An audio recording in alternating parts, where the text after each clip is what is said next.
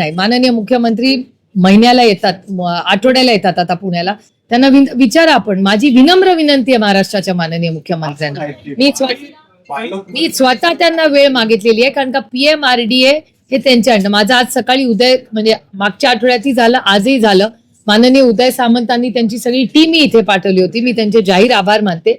आणि पुढच्या आठवड्यात 8 तारखेला उदय सामंतांची वेळ आम्ही घेतली. इथले सगळे विषय घेऊन आम्ही इंडस्ट्री मिनिस्टरकडे जाणार आहोत. माझा एवढीच विनंती आहे की सरकार असू दे, आम्ही लोकप्रतिनिधी असू दे, आम्ही सगळ्यांनी एकत्र मिळून हा प्रश्न सोडवला पाहिजे. हा काही राजकीय पक्ष विषय नाही. त्यामुळे जितके आम्ही एकत्र ताकदीने एकत्रपणे राहू, सगळेच म्हणजे सरकार पण, आमदार पण, मी स्वतः, आम्ही सगळ्यांनी एकत्र एक टीम म्हणून हा मार्ग काढला पाहिजे.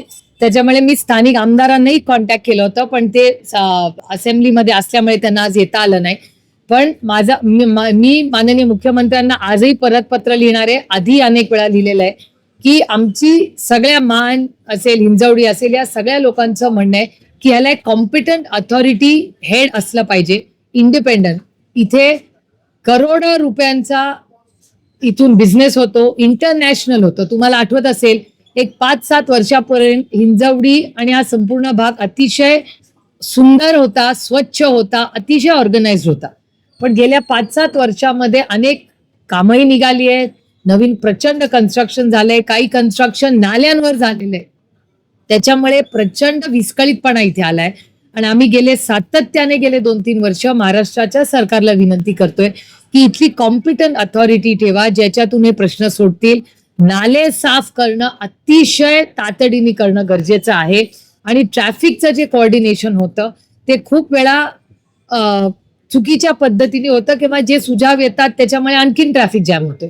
त्याच्यामुळे ट्रॅफिक असेल, नॅशनल हायवे बाहेरही माझं बोलणं झालं. आता नॅशनल हायवे मी लँड ॲक्विजिशन काय PCMC कडून पेंडिंग राहिले, ते 80% दिलेले, 20% झाल्यावर तीही कामं सुरू होतील.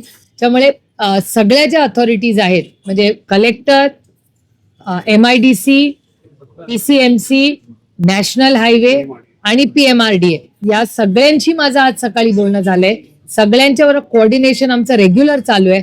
आमची एवढीच विनंती आहे की महाराष्ट्राच्या माननीय मुख्यमंत्र्यांनी त्या सगळ्याची एक जम्बो मीटिंग घ्यावी आणि याच्यातून मार्ग काढावा. त्या मीटिंगला आम्हाला बोलवलं तर आम्ही आनंदाने जाऊ, कारण आम्ही मदत करायला इथे बसलेलो. त्याच्यामुळे आमदार, खासदार, स्थानिक जे कोणी लोकप्रतिनिधी असतील, NGOs असतील, त्या सगळ्यांची एक जम्बो मीटिंग माननीय मुख्यमंत्र्यांनी घ्यावी.